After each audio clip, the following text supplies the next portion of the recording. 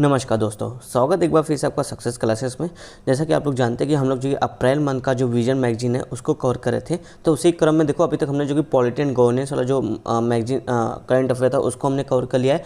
IR के जो topic थे उसको कवर कर लिया है। अब देखो हमारा जो अगला टॉपिक है वो क्या है, इकॉनमी का। तो अब हम यहाँ पे इकॉनमी के टॉपिक को सीरियल वाइज देखना शुरू करेंगे। तो जो भी सर एंड मैम अभी तक चैनल को सब्सक्राइब नहीं किया वो फटाफट से चैनल को सब्सक्राइब कर लीजिए, और ताकि आपको ऐसे ही वीडियो जो कि हर रोज़ मिलते रहें और आप हमें भी थोड़ा बहुत सपोर्ट करते रहिए। तो चलो शुरू करते बिना किसी देरी के। तो यहाँ पे देखो पहला टॉपिक में क्या आ रहा है आपका डब्ल्यूपीआई यानी होलसेल प्राइस इंडेक्स, यानी हिंदी में बोले तो इसको थोक मूल्य सूचकांक कहा जाता है। तो थोक मूल्य सूचकांक के बारे में पहला टॉपिक आपका आ रहा है। तो देखो यहाँ पे क्या कहा जा रहा है कि आपका जो देखोगे मार्च 2021 में देश का जो थोक मूल्य सूचकांक यानी जो डब्ल्यूपीआई दर है वह बढ़कर 7.39% पहुँच गया था। और यह देखोगे अक्टूबर 2012 के बाद से यह अब तक का सबसे उच्चतम थोक मुद्रास्फीति दर है। तो अब समझो ये हमारा जो ये आपका डब्ल्यूपीआई है ये क्या है, थोक मूल्य सूचकांक ये क्या करता है। देखो यहाँ पे कहा जा रहा है थोक मूल्य सूचकांक थोक स्तर पर वस्तुओं के औसत मूल्यों में होने वाले परिवर्तन को दर्शाता है। कहने का मतलब कि जहाँ से मैन्युफैक्चर कोई प्रोडक्ट होता है उसके बाद जो कि डीलर के पास जो प्रोडक्ट पहुँचता है, तो डीलर के पास जो मतलब कंपनी से डीलर के पास जो प्रोडक्ट पहुँच रहा है इस स्तर पर जो कि इसका जो प्राइस फिक्स जो रखा गया है और इसमें जो परिवर्तन हो रहा है वो किसके अंतर्गत आता है, थोक मूल्य सूचकांक के अंतर्गत। मतलब इसमें जो कि जो ग्राहक होता है वो सामान नहीं खरीदता है,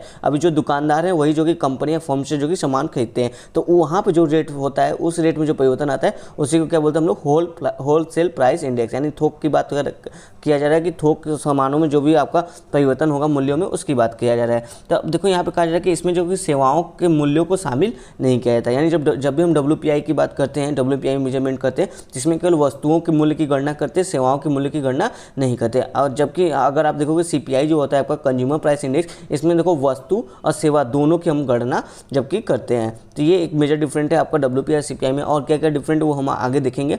अब देखो इसको बोला जाए कि जो डब्ल्यूपीआई है इसको कौन जारी करता है, तो इसको देखो आपका आर्थिक सलाहकार कार्यालय जारी करता है, जो कि किसके अंतर्गत आता है, आपका वाणिज्य एवं उद्योग मंत्रालय के अंतर्गत आता है। जबकि आपका जो सीपीआई है वो आपका मॉस्पी मिनिस्ट्री के अंतर्गत आता है, जबकि आपका जो डब्ल्यूपीआई किसके अंतर्गत आता है, आपका वाणिज्य एंड उद्योग यानी कि आपका कॉमर्स एंड इंडस्ट्री मिनिस्ट्री के अंतर्गत आता है। अब देखो जो आपका डब्ल्यूपीआई की गणना की जाती है तो उसके लिए जो बेस ईयर होता है वो कौन सा बेस ईयर है, यहाँ पे 2011 और 2012 को जो कि बेस ईयर के रूप में लिया गया है। अब देखो डब्ल्यूपीआई के घटक यानी होलसेल प्राइस इंडेक्स में कौन कौन से घटक होते हैं, किसकी हम लोग गणना करते हैं। देखो इसमें देखो तीन समूह में इसको बांटा गया है।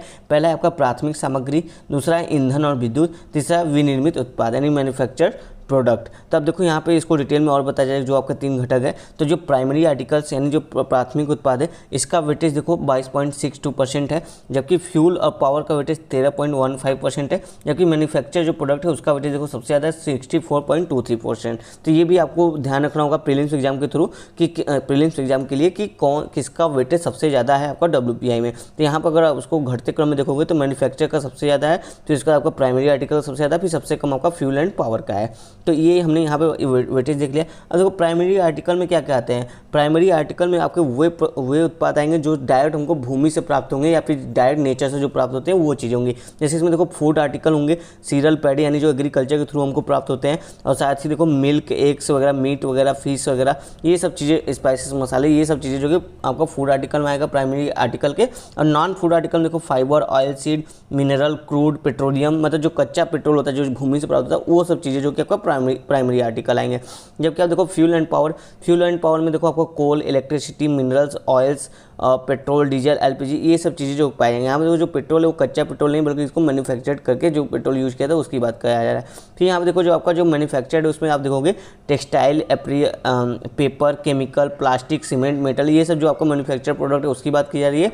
और साथ ही देखो मैन्युफैक्चर्ड जो फूड प्रोडक्ट है वो भी इसमें आएगा, जैसे sugar, tobacco product, vegetable and animal oil, fats, ETC, ये सब जो प्रोडक्ट्स है ये भी आपका मैन्युफैक्चर प्रोडक्ट में आएगा। तो हमने यहाँ पर डिटेल से समझा कि जो आपके तीनों आर्टिकल इसमें कौन कौन से प्रोडक्ट आते हैं डब्ल्यूपीआई के घटक के रूप में। अब देखो डब्ल्यूपीआई का इंपॉर्टेंस क्यों है, क्यों हम डब्ल्यूपीआई को देखते हैं। तो यहाँ पे देखो बताया जा रहा है जो आपका जीडीपी है यह देखो यह जो आपका डब्ल्यूपीआई यह जीडीपी के साथ साथ विभिन्न जो संकेतक समष्टिगत आर्थिक चर हैं उनके डिफ्लेटर के रूप में इसका उपयोग किया जाता है। अब देखो यहाँ पे थोड़ा सा बोला जाए जो समष्टिक आर्थिक चर यानी जो इकोनॉमिक वेरिएबल जो कौन कौन से यहाँ पे देखो बताया जा रहा है, मैं आपको यहाँ पे नोट है, हाँ देखो यहाँ बताया जो आपका कौन कौन से ऐसे इकोनॉमिक वेरिएबल है, आर्थिक चर है, जैसे देखो इन्फ्लेशन हो गया, जीडीपी हो गया, नेशनल इनकम हो गया, अनएम्प्लॉयमेंट जो रेट है वो हो गया। तो ये सब चीज़ें जो कि हम यहाँ पे जो कि ये जो WPI है, ये सब जो कि इन सब के मेजरमेंट में एक इम्पॉर्टेंट भूमिका निभाता है। तो ये बात हमने कर ली यहाँ पे। फिर साथ ही देखो यहाँ पे कहा जा रहा है कि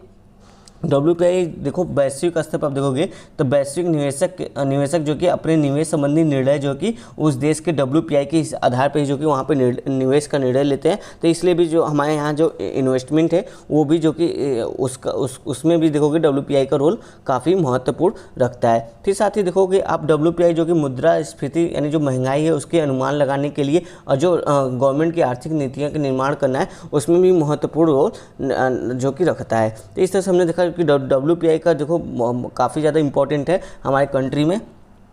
अब फिर साथ ही देखो यहाँ पे कहा जा रहा है कि WPI के जरिए जो WPI का एक और उप सूचकांक है आपका WPI खाद्य सूचकांक। तो इसके जरिए जो कि यह जो कि WPI खाद्य सूचकांक और जो आपका CPI है, CPI और WPI खाद्य सूचकांक दोनों मिलकर जो कि आपका जो खाद्य इन्फ्लेशन है यानी खाद्य पदार्थों पर जो मुद्रास्फीति है उसको भी प्रभावी ढंग से उसकी गणना करने के लिए भी यूज किया जाता है। तो इस तरह देखोगे आपका WPI काफ़ी इंपॉर्टेंट हो जाता है हमारे देश के आर्थिक जो क्रियाकलाप है उसमें।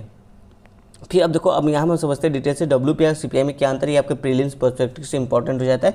तो अब देखो ये क्या इंगित करता है, WPI क्या इंडिकेट करता है कि वस्तुओं के थोक विक्रय के लिए लेन देन के प्रथम चरण में औसत मूल्यों में परिवर्तन, यानी जो मूल्यों में परिवर्तन हो रहा है वो कोई कहाँ पे हो रहा है, वो जो कि जब थोक लेन देन हो रहा है, खरीद फरोख्त हो रहा है तब की बात कर रहा है। जबकि CPI में देखो खुदरा स्तर यानी जो जैसे आप और हम जैसे जो कस्टमर है अगर हम कुछ खरीद रहे हैं दुकानों से तो उसमें उस समय जो वस्तु के दामों में जो परिवर्तन हो रहा है, मूल्यों में जो परिवर्तन है वो जो कि हम जो कि CPI में देखते हैं आपका। जबकि जो आपका जब दुकानदार सामान लेते हैं तो वहाँ पर जो परिवर्तन होता है तो वो जो कि WPI के अंतर्गत आता है। फिर देखो अब क्या कहते हैं कि इसके अंतर्गत क्या आता है, तो WPI में देखो केवल वस्तुओं की गणना की जाती है, जबकि CPI में देखो वस्तु और सेवा दोनों की गणना की जाती है। और दोनों का बेस ईयर देख लो क्या है 2011-12 WPI का भी और CPI का भी 2011-12 यानी सेम ही है, यानी कि ये दोनों जो कि इसी वर्ष के आधार पर जो कि अपने मूल्यों के परिवर्तन को देखते हैं। फिर देखो WPI को कौन जारी करता है, इसको देखो अभी हमने देखा आर्थिक सलाहकार कार्यालय यानी जो कि आपका किसके अंतर्गत आता है, वाणिज्य एवं उद्योग मंत्रालय के अंतर्गत आता है, यानी कि मिनिस्ट्री ऑफ इंडस्ट्री और कॉमर्स जो कि इसको जारी करती है। जबकि यहाँ पर देखो CPI को जो कि मिनिस्ट्री ऑफ मॉस्पी जो आपका सांख्यिकी कार्यालय है उसके द्वारा जो कि जारी किया जाता है। तो ये हमने WPI CPI को देखा कि इसमें क्या क्या डिफरेंट है, आपका प्रीलिम्स पर्सपेक्टिव से काफ़ी अच्छा यहाँ पे जो कि आपको बताया गया। फिर अब देखो बोला है कि जो होलसेल प्राइस इंडेक्स है इसमें वृद्धि के क्या कारण है। ये आपका मेंस के पर्सपेक्टिव से इंपॉर्टेंट हो सकता है, प्रीलिम्स में भी आ सकता है, लेकिन मेंस से ज़्यादा इंपॉर्टेंट है कि अगर कभी WPI पे क्वेश्चन आया तो आप इस तरह के उसके वृद्धि के कारण भी हमें बता सकते हैं कि क्यों हमारे यहाँ इस समय होलसेल प्राइस इंडेक्स में जो कि मूल्यों में परिवर्तन जो कि वृद्धि के रूप में देखने को मिले। तो यहाँ पर देखो पहला कारण बताया जाएगा कि जो आपूर्ति संबंधी व्यवधान है। अभी देखो जो महामारी के कारण देखोगे बहुत सारे जो कच्चे माल है उनका आयात रुक गया या निर्यात रुक गया। तो इससे क्या होगा, जब कच्चे माल का जो कि हमारे यहाँ जो ज़रूरत है वो नहीं आएगा तो वो जो कि क्या होगा, उसके दाम ऑटोमेटिक जो कि जब उसकी कमी होगी तो उसके दाम बढ़ जाएंगे। तो इस वजह से देखो आपका होलसेल प्राइस इंडेक्स में काफ़ी ज़्यादा जो कि थोक मूल्य के आधार पे चीज़ों के दाम बढ़े हैं। साथ ही दूसरा आपका पॉइंट बोला जाए कि रुपयों का अवमूल्यन। देखो RBI ने इन्वेस्टमेंट के लिए जो है कि और अपना एक्सपोर्ट बढ़ाने के लिए रुपयों का अवमूल्यन किया था थोड़ा बहुत। तो देखो इससे क्या होगा कि हमारा जो आयात है ना, देखो जब रुपये के बाह्य मूल्य में गिरावट आएगा तो भारत का आयात विशेषकर कच्चा तेल, धातु और खाद्य तेल अत्यधिक महंगा हो जाएगा। देखो जब हम अपना एक्सपोर्ट बढ़ाएंगे तो हमारा इंपोर्ट ऑटोमेटिक महंगा हो जाएगा रुपये के अवमूल्यन की वजह से। जब हम कोई चीज़ बाहर से खरीदे वो महंगा है तो ऑब्वियस है जब इससे कोई चीज़ बनेगा या इस पर कोई चीज़ का लागत इस पर आएगा तो वो भी चीज़ महंगा हो जाएगा। जैसे मान लो अगर ऑयल है तो ऑयल अगर हम महंगा खरीदें तो डीजल पेट्रोल महंगा हो जाएंगे, तो इससे जो ट्रक वगैरह चले जो सामानों को लेकर ढो रहे हैं तो उनका किराया भी महंगा हो जाएगा। तो ये जो महंगाई ये किस पे आएगा, जो प्रोडक्ट बन रही है उसी पे ये महंगाई का असर पड़ेगा। और एटलीस्ट फाइनल देखोगे तो जो जनता है वो खरीदे उस पर ये महंगाई का असर आएगा। तो वही बोला जा रहा है कि ये जो रुपये का अवमूल्यन किया गया एक्सपोर्ट बढ़ाने के लिए, इसकी वजह से भी जो कि आप देखोगे जो WPI है उसमें जो कि मूल्यों में, उसके मूल्यों में वृद्धि हमको देखने को मिली है। साथ ही बोला जाए कि इससे देखो वस्तुओं की कीमतों में वृद्धि होती है। ये देखो दोनों एक दूसरे को कोरिलेट करते हैं। अगर WPI में वृद्धि होगी मतलब थोक स्तर पर सामान के दाम बढ़ रहे हैं, तो अब से जब ग्राहक तक पहुंचेंगे तो वो और भी दाम बढ़ जाएंगे उसके, तो जो भी वस्तु की कीमत है उसमें जो कि वृद्धि हमको देखने को मिलेगी। फिर साथ ही बोला जा रहा है कि उत्पादों की मौसमी प्रकृति, देखो कुछ ऐसे उत्पाद हैं जैसे आपको सब्जी वगैरह है, वो देखो कि गर्मी के समय में, ग्रीष्म काल के शुरू होते ही वो बहुत तेज़ी से जो कि खराब होते हैं। इससे क्या होता है, इनमें जो कि इन्फ्लेशन देखने को हमको मिलता है, तो इस वजह से बोला जा रहा है कि WPI में वृद्धि हमको देखने को भी मिल रहा है। साथ ही बोला जा रहा है यहाँ पे जो डेटा वगैरह हैं, आंकड़े हैं, उसमें जो कि अविश्वसनीयता की बात भी कही जा रही है। यानी जो WPI से संबंधित जो डेटा वगैरह हम देखते हैं उसमें जो कि वो डेटा बहुत अच्छे नहीं है, वहाँ उसमें कुछ ना कुछ कमी देखने को मिलती है, मतलब बहुत अच्छे तरीके से उसको कलेक्ट नहीं किया जाता। तो इस आधार पर भी जो अगर हमारे पास अच्छा डेटा नहीं हो तो हम अच्छी पॉलिसी नहीं बना पाएंगे। इसके आधार पर भी देखोगे तो आपको WPI की अच्छी पॉलिसी न बनने के कारण भी WPI का जो मूल्य है वो तेज़ी से बढ़ा है। फिर इससे संबंधित और क्या परिणाम हो सकते हैं, यहाँ पे हम देखते हैं निहितार्थ में कहा जा रहा है कि इससे देखो खुदरा मुद्रास्फीति में वृद्धि होगा। यानी जो रिटेल, यानी जो हम आप जैसे कस्टमर जो कि जाके खरीदते हैं तो हमें जो कि सामान है जो कि महंगी मिलेंगी। ऑब्वियसली बात, जब थोक सामान में वृद्धि हो गया, थोक के दाम में वृद्धि हो गया, तो वो जो कस्टमर के पास ही आएगा तो वो भी तो बढ़ा के रेट रखेंगे ना। तो इससे जो कि हमें जो भी सामान मिलेगा वो और जो नॉर्मल रेट है उससे महंगा ही मिलेगा। साथ ही बोला जाए कि उच्च मुद्रास्फीति की अटकलें, यानी कि हमारे देश में आगे ये तय नहीं हो पाएगा कि आगे महंगाई बढ़ेगी कि घटेगी। तो इससे जो हमारे जो देखो इन्वेस्टमेंट वगैरह होगा वो सब भी जो कि प्रभावित होंगी। और इससे देखो बोला जा रहा है कि अगर WPI में महंगाई बढ़ती है तो इससे और क्या हो सकता है, जो अर्थव्यवस्था पर देखो कि दोहरा प्रभाव पड़ेगा, दोहरा दबाव पड़ेगा। कैसे, देखो यहाँ बोला जाए कि जो उच्च मुद्रास्फीति यानी कि जो अभी महंगाई है और कोविड-19 के कारण, महंगाई के कारण और कोविड-19 के कारण देखोगे तो भारतीय अर्थव्यवस्था पर कुछ प्रतिबंध लगे हुए हैं, जिसके कारण जो कि भविष्य में यह जो कि अर्थव्यवस्था और भी कमजोर हो सकती है, जिससे क्या हो सकता है, बेरोजगारी जैसे विभिन्न व्यवधान जो कि उत्पन्न हो सकते हैं। तो ये भी इसके कुछ परिणाम हमको देखने को मिल रहे हैं आपके WPI में वृद्धि के कारण। तो यहाँ पे देखो निष्कर्ष के रूप में कहा जा रहा है कि WPI में वृद्धि भविष्य में होने वाली वास्तविक मुद्रास्फीति वृद्धि का संकेतक हो सकती है, जिसका अर्थव्यवस्था पर विघटनकारी प्रभाव पड़ सकता है। अतः हमें इसके जो नकारात्मक पॉइंट है उस पर विचार करने की आवश्यकता है। तो इस तरह से हमने देखो आपका WPI वाला जो टॉपिक है उसको कंप्लीट किया, अच्छे से समझा, WPI CPI में अंतर भी समझा और सब कुछ WPI के बढ़ने के कारण क्या दिखे, उसके परिणाम क्या हो सकते हैं, इस तरह की चीज़ें हमने यहाँ पे देखी। अब चलो अपने चलते हैं नेक्स्ट टॉपिक पे। नेक्स्ट टॉपिक हमारा है प्रधानमंत्री आवास योजना ग्रामीण, यानी कि यहाँ पे बोला जाए PMAYG। तो ये जो प्रधानमंत्री आवास योजना ग्रामीण है ये काफ़ी साल से चर्चा में, जब से ये स्कीम आई है तब से ये जो कि चर्चा में है। तो इस पर अभी तक क्वेश्चन वगैरह तो उतना देखने को नहीं मिला मेंस वगैरह में, तो क्वेश्चन इस पर बन सकता है। अब देखो यहाँ पे कहा जा रहा है इसके अंतर्गत जितने भी टारगेट रखे गए थे उस टारगेट का हमने जो कि 92% जो कि लक्ष्य प्राप्त कर लिया गया है। अब देखो यहाँ पे बताया जा रहा है कि कितने जो कि हमारे यहाँ पे जो कि हाउसिंग की शॉर्टेज थी, तो कुछ डेटा के आधार पर बोला जा रहा है। जैसे कि देखो जो आपका सेंसस 2011 है उस आधार पर बोला जा रहा है कि लगभग 3.47 करोड़ जो करोड़ घर थे उनकी जो कि शॉर्टेज हमारे देश में थी, जबकि जो आपका सोशियो इकोनॉमिक कास्ट सेंसस 2011 बताया जाए तो उस आधार पर बोला जाएगा लगभग 4 करोड़ घर की कमी थी हमारे देशों में। तो अब देखो यहाँ पे जो आपका बोला जा रहा है प्रधानमंत्री आवास योजना ग्रामीण, इसके अंतर्गत देखो 2.95 लगभग कर लो 3 करोड़ जो कि घर बनाए जा चुके हैं। बनाने का टारगेट रखा गया है 2022 तक 2 फेजों में, ठीक है। इसके अंतर्गत कितने का, लगभग 3 करोड़ के आसपास जो घर बनाए जाएंगे 2022 तक 2 फेजों में बनाए जाएंगे। तो ऐसा कुछ हमारा लक्ष्य रखा गया है। अब देखो इसका जो पहला फेज है वो 2016 से 2019 तक चला, यानी पहला फेज कंप्लीट हो गया है और इसमें देखो 1 करोड़ घर बनाने की बात की गई थी। और जो सेकेंड फेज है वो 2019 से 2022 यानी अगले 3 साल के लिए, मतलब टोटल देखो 6 साल के लिए पूरा आपका स्कीम है। तो अगले जो 2019 से 2022 के लिए इसमें देखो पहले 1 करोड़ घर बनाना था, अब लगभग देखो 2 करोड़ घर बनाने की बात कही जा रही है, मतलब यहाँ पे और तेज़ी से काम करने की बात कही जाती है। तो ये हमने देखा कि PM आवास योजना जो ग्रामीण है उसका क्या टारगेट है और उसको कैसे हम प्राप्त करने की कोशिश करें, 2 फेज में प्राप्त करने की कोशिश करें। अब देखो यहाँ पे कहा जाए जो PM आवास योजना ग्रामीण है ये कहाँ से निकला है, ये आपका यहाँ से निकला है। इंदिरा आवास योजना जो चल रहा था ये उसी को फिर से पुनर्निर्माण किया गया, इसी स्कीम को और डेवलप किया गया। तो इसको जो कि इसी को वर्ष 2016 में फिर से इसका शुभारंभ जो कि PM आवास योजना ग्रामीण के रूप में किया गया है, यही जो आपका इंदिरा आवास योजना था उसी का। अब देखो ये जो इंदिरा आवास योजना था ये जो को आपका 1985 से 86 के दौरान जो कि भूमिहीन रोजगार गारंटी कार्यक्रम का एक सब कार्यक्रम के तहत इसको जो कि शुरू किया गया था। अब देखो ये इसका उद्देश्य क्या है, अभी हमने उद्देश्य देखा जैसे कि सबको घर देना, उस तरह की बात यहाँ पे कहा जा रहा है। तो देखो पीएम आवास योजना ग्रामीण का क्या उद्देश्य है कि 2022 तक सभी बेघरों और कच्चे एवं जीर्ण शीर्ण घरों में रहने वाले परिवारों की बुनियादी सुविधाओं के से युक्त एक मकान प्रदान करें। मतलब ऐसा नहीं कि सिर्फ एक मकान बना दो, एक अच्छे ढंग से मकान बनाइए जहाँ पे जो कि उसके रहने की अच्छी व्यवस्था हो और घर जो बने उसका इंफ्रा भी मजबूत हो। ऐसा नहीं कि आज आपने बनाया 1 साल बाद वो ढह गया और उसमें जो लोग सो रहे हैं पता चला वो भी भगवान को प्यारे हो गए, तो ऐसा नहीं होना चाहिए, ठीक है। तो यहाँ पे देखो यही इसका उद्देश्य यहाँ पे बताया जा रहा है। अब इसके लिए देखो एलिजिबल कौन है, यहाँ पे एलिजिबल बताया जा रहा है कि इसका देखो जो कौन एलिजिबल होगा, इसका डिसाइड होगी जो ग्राम सभा द्वारा जो कि इसका सत्यापन किया जाएगा कि कौन एलिजिबल है। और इसका आधार देखो सोशियो इकोनॉमिक कास्ट सेंसस जो आपका 2011 है उसके आधार पर जो कि एलिजिबिलिटी देखी जाएगी। और इसमें देखो कुछ आपका स्वचालित समावेशन यानी ऑटोमेटिक इंक्लूजन की बात की जा रही है कि इसके अंतर्गत जो भी लोग शामिल होंगे वो इसके लिए एलिजिबल होंगे। देखो ऑटोमेटिक इंक्लूजन में कौन कौन से लोग हैं, यहाँ पे देखो चार्ट के थ्रू बताया जा रहा है। ऐसे लोग जिनके पास घर है पर उसका छत नहीं, मतलब खपड़ैला वगैरह है, तो ऐसे लोग ऑटोमेटिक एलिजिबल हैं।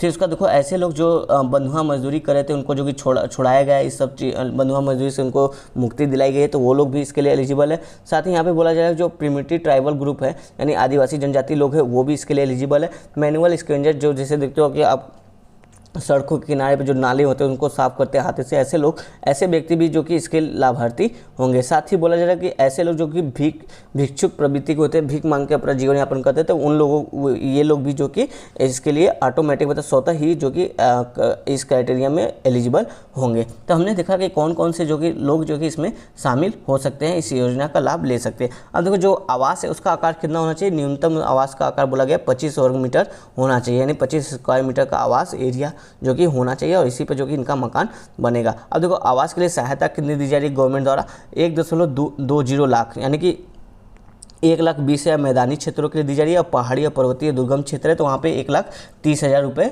दी जा रही है सहायता के रूप में। और इसमें देखो गवर्नमेंट और स्टेट का बीच का अगर साझा देखोगे तो अगर मैदानी क्षेत्रों में देखोगे तो वो 60-40 का रेशियो है, हिमालयी क्षेत्रों में देखोगे तो 90-10 का रेशियो है, और कोई ऐसा संघ राज्य क्षेत्र जहाँ पे मतलब संघ राज्य क्षेत्र है वहाँ पे देखो 100% जो कि कौन खर्च वहन करेगा, गवर्नमेंट के सेंट्रल गवर्नमेंट ही वहन करेगी। तो इस तरह से हमने समझ लिया कि कैसे कैसे खर्च किया जा रहा है, कौन इसके क्राइटेरिया में जो कि शामिल होगा, कितना बड़ा घर बन रहा है और कितनी धनराशि सहायता के रूप में दी जा रही है। इसके और कुछ अन्य विशेषताएं हैं, जैसे देखो जो 100% जो पैसा है वो जो कि जो खाता धारक है जो नोडल खाता है उसमें 100% पैसा जो कि ट्रांसफ़र किया जाएगा आपका। फिर साथ ही बोलते देखो एक आवास सॉफ्ट का भी जो कि प्रयोग किया जा रहा है यहाँ पे, ताकि जो ई शासन प्रक्रिया मतलब इसमें इलेक्ट्रॉनिक के थ्रू जो कि इलेक्ट्रॉनिकली एंड डिजिटल मीडिया के थ्रू जो कि यहाँ पे जो कि नज़र वगैरह रखा जा सके। साथ ही एक आवास ऐप भी यहाँ पे बनाया गया है ताकि जो भी मकान वगैरह बन रहा है उसका निर्माण हो रहा है उसका वास्तविक समय कब बना कितना बना उसकी निगरानी रखी जाए और इसको जो कि मोबाइल ऐप के थ्रू भी आप डाउनलोड कर सकते हैं। साथ ही इस पर देखो साक्ष्य आधारित निगरानी की बात की जा रही है, यानी जियो टैगिंग किया जाएगा, मतलब ऊपर ड्रोन से इसकी पिक्चर वगैरह ली जाएगी जहाँ पे आपका मकान बना है या बन गया है या बनने वाला है। तो इस आधार पर भी इसके कुछ और अन्य प्रावधान हमने देखे।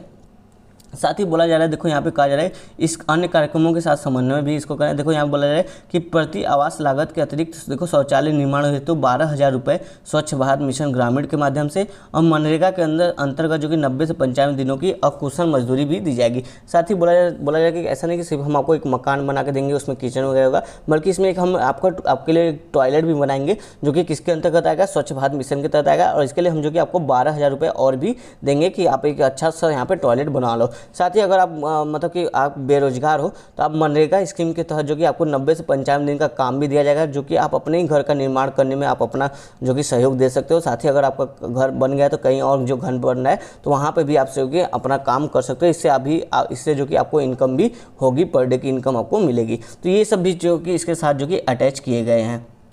साथ ही देखो जो आपका एक सेकेंड जो आपका यहाँ पे देखो हाँ, साथ ही देखो जो आपका आवास बनेगा उसकी गुणवत्ता की भी जांच की जाएगी, ऐसा ना कि वो लोकल क्वालिटी का हो, केवल ऐसे ही बना दिया गया हो। और साथ ही देखो एक आवास दिवस की भी घोषणा की गई है जिससे देखो लोगों में जो कि आवास के प्रति जो लाभार्थी हैं उनके अंदर जो कि जागरूकता आ सके। ये पंचायत स्तर पर इस तरह के प्रोग्राम वगैरह होंगे। अब देखो यहाँ पे कहा जाए कि कोविड-19 के दौरान जो कि PM आवास योजना ग्रामीण पर क्या इसका इम्पैक्ट पड़ा कोविड-19 का। तो देखो बोला जाए कि राष्ट्रव्यापी स्तर पर वर्ष 2020-21 में मंत्रालय के लक्ष्य के अंतर्गत 63 लाख मकानों के निर्माण की स्वीकृति दी गई थी। देखो जो आपका रूरल मिनिस्ट्री था, उन्होंने सोचा था कि 2020 से 21 तक जो कि 63 लाख मकान हम लोग निर्माण करेंगे, पर वास्तव में केवल 34 लाख मकानों को ही ऐसा स्वीकृति मतलब अनुमति मिल गई कि आप निर्माण कार्य करिए। लेकिन आप जनवरी के अंत तक देखोगे केवल 1.9 लाख मकान यानी लगभग 2 लाख मकान ही 34 लाख में से केवल 2 लाख मकानों का ही निर्माण हो सका है। क्यों? क्योंकि देखो लॉकडाउन चल रहा था तो सामान वगैरह मिल नहीं रहा था, लेबर की कमी थी, ये सब चीज़ें थी, तो इसी वजह से यहाँ पे ये जो कार्य है वो बाधित हो चुका है। अब साथ ही आगे इसको देखो, आगे बोला जा रहा है कि इसके और कुछ अन्य फैक्ट इसके साथ जो है वो जुड़े हुए वो देख लेते हैं। जैसे बोला जा रहा है कि यहाँ पे देखो बोला जा रहा है ग्रामीण विकास मंत्रालय की भागीदारी के साथ गोल परियोजना, जो कि किसके माध्यम से, यूएनडीपी के सहयोग से, जो कि एक आपका गोल परियोजना है जिसका क्या नाम है आपका, जो यहाँ पे बोला जा रहा है governance and accelerated livelihood support परियोजना। ठीक है, governance and accelerated livelihood support योजना है आपका, जिसके तहत जो कि इसमें क्या किया जाएगा, जो ग्रामीण निर्धन है उनके लिए जो कि किफ़ायती आवास, जो एक मतलब कि सस्ता और अच्छा टिकाऊ आवास के उपलब्ध कराया जाए, ऐसा इसमें जो कि प्रयास किया जा रहा है यूएनडीपी के द्वारा, जो कि मिनिस्ट्री ऑफ रूरल जो मिनिस्ट्री है वो उसके साथ जो कि ये मिलकर काम कर रहा है आपका गोल इनिशिएटिव के थ्रू। तो हो सकता है प्रीलिम्स एग्जाम के लिए पूछा जा सकता है आपको डायरेक्ट कि गोल इनिशिएटिव किससे रिलेटिव है, या फिर मिनिस्ट्री ऑफ रूरल के साथ इसके साथ और कौन जुड़ा, यूएनडीपी वगैरह ये सब चीज़ें। तो आप इससे ये भी ध्यान रखना कि यह यूएनडीपी और रूरल मिनिस्ट्री के द्वारा संचालित किया जा रहा है और किसके लिए ये लाया गया है, ये जो कि आपका निर्धन लोग हैं उनके लिए किफ़ायती आवास उपलब्ध हो सके, इसलिए जो कि ये आपका गोल इनिशिएटिव लाया गया। तो यहाँ पे हमारा ये आपका आवास ग्रामीण योजना जो था वो भी यहाँ पे कंप्लीट होता है टॉपिक। अब देखते हैं अपना नेक्स्ट टॉपिक। हमारा जो नेक्स्ट टॉपिक है वो है स्वामित्व योजना, स्वामित्व स्कीम। ये अभी न्यूज़ में था, हालिया इसको जो कि लॉन्च किया गया है। तो चलो इसके बारे में देखते हैं। यहाँ पे बोला जा रहा है, देखो भारत के प्रधानमंत्री ने राष्ट्रीय पंचायती राज दिवस यानी 24 अप्रैल को के अवसर पर स्वामित्व योजना के अंतर्गत ई संपत्ति कार्डों के वितरण का शुभारंभ किया है। अब देखो हम समझते हैं स्वामित्व योजना क्या है, इसके बारे में समझते हैं। यहाँ पे बोला जा रहा है कि स्वामित्व अर्थात ग्रामीण क्षेत्रों में उन्नत प्रौद्योगिकी द्वारा ग्रामीण आबादी का सर्वेक्षण और मानचित्रण करना है। यहाँ पर देखो बोला जा रहा है इसका उद्देश्य क्या होगा, जो स्वामित्व योजना है इसके तहत बोला जाएगा कि ग्रामीण क्षेत्रों में आबादी यानी भूमि का सीमांकन किया जाएगा तथा नवीनतम ड्रोन सर्वेक्षण यानी ड्रोन के थ्रू जो कि सर्वेक्षण किया जाएगा, सर्विलांस किया जाएगा ड्रोन टेक्नोलॉजी का प्रयोग करके, और जो भूमि जो आपका बिखरी है उसको एकीकृत, जो सार्वजनिक भूमि है इधर उधर बिखरी है उसकी पहचान की जाएगी और उसे एकीकृत किया जाएगा। तो इस तरह के यहाँ पे काम किया जाएगा। साथ ही देखो जिनके पास जो भूमि है जिनकी जो भूमि है उनके लिए उनको जो कि एक कार्ड भी दिया जाएगा, संपत्ति यानी प्रॉपर्टी कार्ड उनको दिया जाएगा, जिसकी जो संपत्ति है उसको प्रूफ के तौर पर कि ये आपकी संपत्ति, ये आपको कार्ड दिया जा रहा है। तो इस तरह का यहाँ पे कुछ प्रावधान किया गया है। अब इसके लिए देखो जो नोडल मिनिस्ट्री कौन सा है आपका, पंचायती राज मिनिस्ट्री, जो कि स्वामित्व योजना की एक नोडल मिनिस्ट्री है। साथ में देखो इसमें जो आपका अभिलेख विभाग है या राजस्व विभाग है, और साथ ही भारतीय सर्वेक्षण विभाग भी इसमें जो कि कार्यान्वित है। अब देखो कुछ इसके साथ अन्य फैक्ट है, अभी आपको ये स्कीम क्लियर नहीं हुआ होगा, अभी इसको और अच्छे से समझेंगे। अगर देखो यहीं पे समझने की कोशिश करें, जो आपका स्वामित्व योजना है, कहने का मतलब कि ये मान लो एक गांव है, ये देखा जाएगा कि इस गांव में ड्रोन से मैपिंग की जाएगी और देखा जाएगा किसके पास कितनी ज़मीन है, कहाँ तक ज़मीन है। और ऐसा तो नहीं कि कहीं कोई ऐसे किसी के पास ऐसा ज़मीन है जिसके पास उसकी जो कि कागज़ वगैरह नहीं है, उसके पास उसका कुछ ऐसा कानूनी मान्यता प्राप्त जो कि वैलिडिटी नहीं है कि वो ज़मीन उसी का है, और वो जो कि काफ़ी दिनों से इस पर कब्जा किया हुआ है। तो इस तरह की स्थिति में अगर आप देखोगे, अगर उसका कब्जा जो उसने किया है वो अगर वैध होगा, मतलब कि जिस पे किसी को खास आपत्ति नहीं होगी, तो उसको एक कार्ड दे दिया जाएगा, जिससे ये माना जाएगा कि ये जो भूमि है ये उनकी है।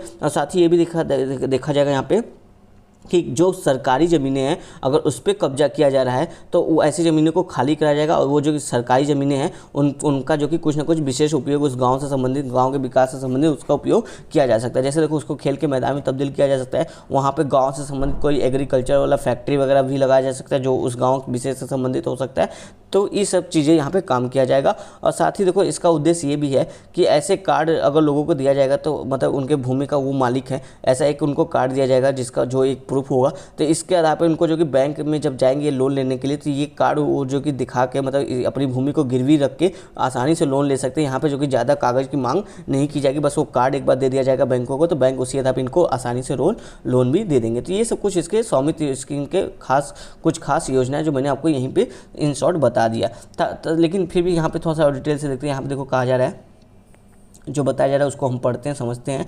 देखो कहा जा रहा है कि अन्य तथ्य में देखो इसमें क्या क्या बातें और है। भारत के गाँव में एक बड़े हिस्से के पास जो ज़मीन है उसके स्वामित्व के कागजात उनके मालिकों के पास नहीं है। पीढ़ी दर पीढ़ी ऐसे ज़मीनों पर रहने वाले लोग इसे अपना मानकर हक जताते आए हैं। ऐसे ही ज़मीन पर बने घरों के मालिकाना हक के लिए भारत सरकार की ओर से स्वामित्व योजना नामक पहल की शुरू की गई है। इस योजना के तहत घर मालिकों को सर्वे के बाद जो कि संपत्ति कार्ड दिया जाएगा।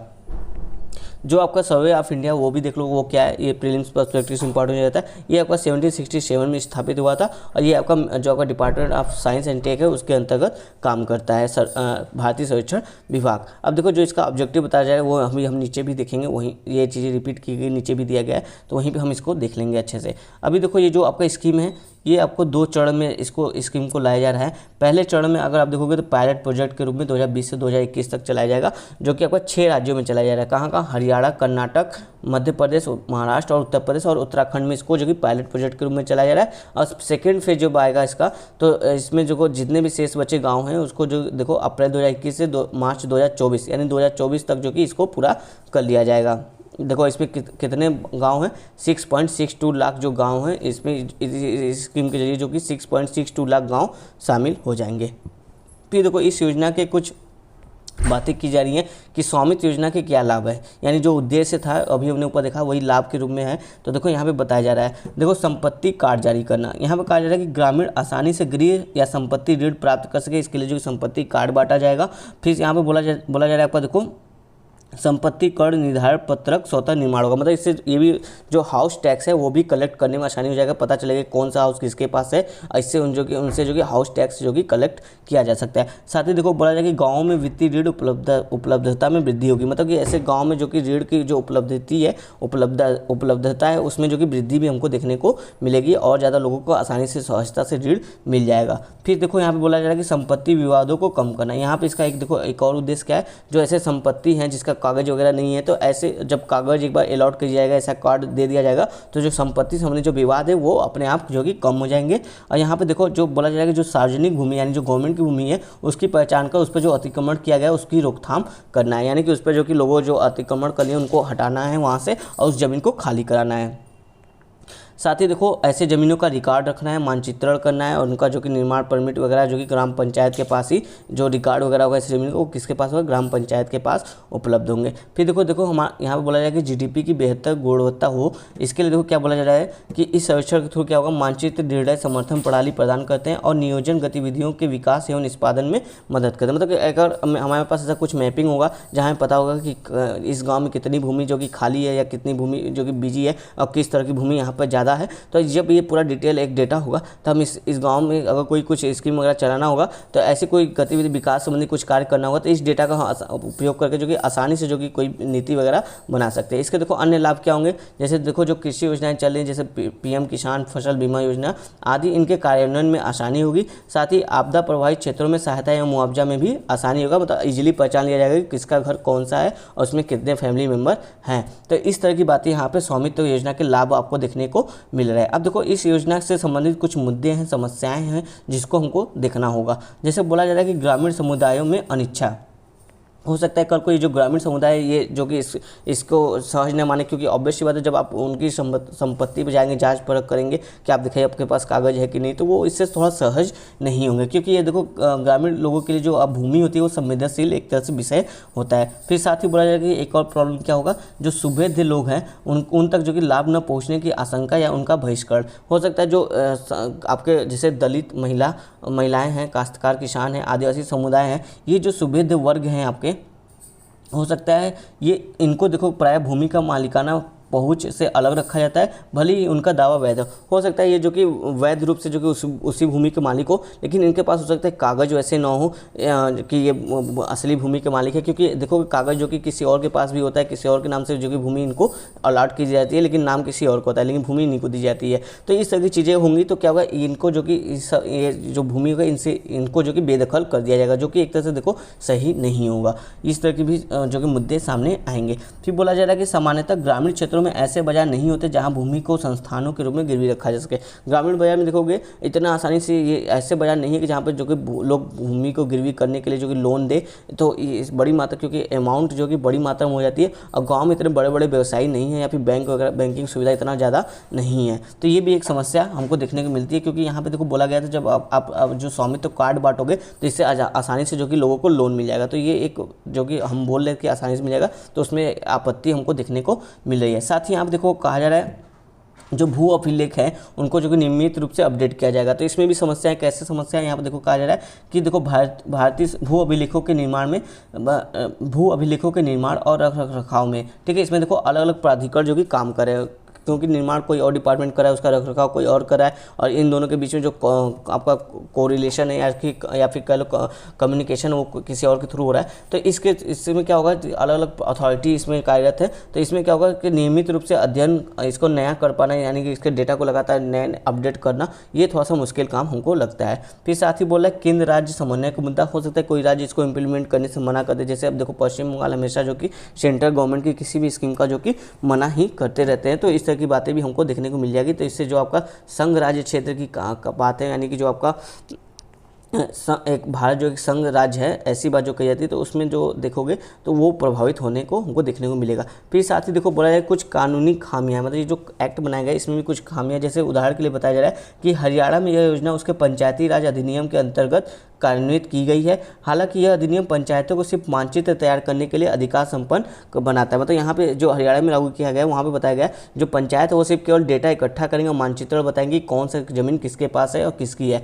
लेकिन यहाँ पे क्या किया जा रहा है, ये इनको बस यही अधिकार दिया गया, लेकिन यहाँ पे कह रहा है कि ये जो कि संबंध भू अभिलेखों के निर्माण करने हेतु भी कार्य करे, मतलब जो भू अभिलेख है उसको भी निर्माण करने की बात वो भी कार्य ये करे। तो जो देखोगे ये एक तरह से कानूनी खामियां है, इस विवाद का हमको समाधान करना पड़ेगा। तो यहाँ पे देखो साथ ही बोला जा रहा है कि महिला सशक्तिकरण पर ध्यान नहीं दिया गया। यहाँ पर बोला जाएगा जैसे जो सिंगल वुमेन है या विडो वुमेन है, तो ये देखो इस ग्रामीण आबादी में एक महत्वपूर्ण भाग रखती है, अपना बहुत महत्वपूर्ण हिस्सा है, लेकिन वे अक्सर देखोगे संपत्ति के स्वामित्व से वंचित होती है, क्योंकि संपत्ति या तो उनके हस्बैंड के नाम से होती है, उनके फादर इन लॉ के नाम से होती है, या फिर उनके बेटे के नाम से होती है। तो इस तरह की चीज़ें होती हैं। तो ये जो कि संपत्ति पे जो अगर पेपर वर्क के थ्रू देखोगे तो पेपर पे इनका नाम नहीं होता है। तो क्या होगा, जो सिंगल वुमेन है ऐसे में देखोगे जो यह जो योजना है इसमें देखो संपत्ति का जो कि कब्जे के लिए दिया जाता है, ना कि विरासत के आधार पर नहीं जारी किया जाता है। यानी कि जो कई पीढ़ी से कब्जा किया है और उसका कब्जा वैध है, इस पर किसी का खास आपत्ति नहीं है, तो उसको संपत्ति कार्ड दिया जाएगा। तो इस तरह की बात की जाए तो यानी कि यहाँ पर जो महिला सशक्तिकरण है उसको ध्यान नहीं दिया गया, ऐसी जो सिंगल वुमेन है उनको जो कि इससे वंचित किया जा सकता है। तो इस तरह की यहाँ पर समस्याएं भी बताई जा रही है। अब देखो वे फॉरवर्ड बताई जा रही है, आगे की राह बताई जा रही है। यहाँ पर पहला बोला जा रहा है कि जो शुरुआत से ग्रामीण समुदाय को जोड़ना, ताकि जो ग्रामीण जो लोग हैं जो भूमि से संवेदनशील हैं काफ़ी, तो उनको धीरे धीरे जो कि इनको जोड़ना होगा, शुरू से इस स्कीम में थोड़ा थोड़ा करके जोड़ना होगा, ताकि ये जो कि इस स्कीम के प्रति सहज हो सके और आसानी से जो कि संपत्ति कार्ड के वितरण में सहयोग दे सके। फिर साथ ही बोला जाए जो सर्वाधिक सुभेद्य लोग हैं उनकी रक्षा की जाए। देखो बोला जाएगा जो सर्वाधिक सुभेद्य लोगों के दावे की वैधता है उसको सुनिश्चित किया जाए, उसके अच्छे से जाँच किया जाए, उसके आधार पर ही जो कि भूमि अलॉट की जाए। फिर साथ ही बोला जा रहा है कि एक शिकायत निवारण प्रणाली व्यवस्था होनी चाहिए, ताकि किसी को अगर कोई आपत्ति इससे है तो वो वहाँ पे अपना जो कि शिकायत दर्ज कर सके और जिसका फिर से जो कि निष्पक्ष ढंग से जांच किया जा सके। फिर बात बोला जा रहा है कि जो बाजार है उनको भी सक्षम बनाना होगा, ताकि जो अगर कोई जा रहा व्यक्ति ये कार्ड देकर भूमि गिरवी रखने के लिए तो उसको पैसे समय पर मिल जाए और तुरंत पैसे मिल जाए। तो इस तरह की भी हमें जो बाजार है उसको भी सक्षम इस तरह से बनाना होगा, यानी बैंकिंग व्यवस्था को गाँव तक ले जाना होगा और स्वामित्व कार्ड के आधार पर जो कि उनको लोन देने के लिए सहज बनाना होगा। फिर साथ ही बोला जा रहा है कि जो राज्यों के बीच है स्वस्थ प्रतिस्पर्धा को बढ़ावा देना होगा, तभी ये जो स्कीम है अच्छे से इंप्लीमेंट हो जाएगी। कहने का मतलब कि जो स्टेट जो कि इस स्कीम को अच्छे से इंप्लीमेंट करे उनको जो कि रैंकिंग दी जाए, और जो अच्छे से इंप्लीमेंट करे उनको उनको जो कि रैंकिंग में ऊपर रखा जाए, और जो कि खराब काम करे उनको जो कि रैंकिंग में नीचे रखा जाए। तो एक तरह से क्या होगा, स्टेट में आपस में जो कि कंपटीशन होगा तो वो स्वतः ही जो कि इसमें जो कि अच्छा काम करना शुरू कर देंगे। फिर देखो यहाँ पे कहा जा रहा है एक उचित निगरानी प्रणाली भी तैयार की जाए जो कि इस योजना के प्रदर्शन का मूल्यांकन कर सके। तो इस तरह की बातें की जा रही है। साथ ही बोला जाए जो ग्राम पंचायत है उसको सशक्त बनाया जाए, ताकि देखो संपत्ति और कराधान रिकॉर्ड का प्रबंधन करने के लिए पंचायतों को भौगोलिक सूचना तंत्र आधारित सॉफ्टवेयर उपलब्ध कराया जा सकता है। यहाँ पर देखो जो आपके ग्राम पंचायत है उनको जो कि डेटा वगैरह को कलेक्ट करना, उसको उसका जो कि प्रबंधन करना, तो इस तरह की भी पावर दी जाए ताकि यहाँ पे जो कि लोकल लेवल पे जो कि डेटा कलेक्ट हो, उसका मैनेजमेंट हो और उसका जो कि सही उपयोग हो। क्योंकि अगर देखो लोकल लेवल पे होगा तो जो ग्रामीण लोग हैं वो भी सहज होंगे अपने डेटा को देने में। फिर देखो यहाँ पे बोला जाए जो महिलाओं के स्वामित्व अधिकार है उसको भी अच्छे से जो कि जो सिंगल वुमेन है खासकर उनको देखो कब्जा आधारित स्वामित्व अधिकारों को मान्यता देने पर विचार कर सकते हैं हम लोग। यानी कि यहाँ पे जो कब्जा आधारित जो स्वामित्व है उसको भी तो दिया जा सकता है, लेकिन साथ साथ जो सिंगल वुमेन है उनका भी इस पर जो कि अधिकार होता है। तो इस चीज़ को भी हमको ध्यान से देखना होगा, समझना होगा। तो ऐसी महिलाओं को भी भूमि का आवंटन किया जाना चाहिए। तो इस तरह की बात यहाँ पे किया जा रहा है आपका स्वामित्व योजना के तहत। फिर साथ ही देखो बोला जा रहा है जो भूमि अभिलेख है, निष्कर्ष में कंक्लूजन में बोला जाएगा भूमि अभिलेखों का आधुनिकीकरण खंडित संस्थागत व्यवस्था में सुधार करने और उन्हें फिर से मूर्त रूप देने की दिशा में मूलभूत कदमों में से एक है। यानी ऑब्वियस ही बात है, आपको पता होना चाहिए, गवर्नमेंट को पता होना चाहिए कि उसकी भूमि कहाँ कहाँ पे है, कितनी भूमि किस एरिया में है, कहाँ कहाँ लोगों ने कब्जा किया है। तो इसको पता लगाने के लिए जो कि इस तरह का कार्ड जो कि जारी किया जा रहा है ताकि हमको कोई भी और आगे से स्कीम वगैरह किसी भी एरिया के लिए जो कि लाना हो तो उसमें जो कि एक व्यवस्थित डेटा मेरे पास हो, हमारे पास हो, जिससे हम जो कि किसी भी स्कीम को अच्छे तरीके से इम्प्लीमेंट कर सके।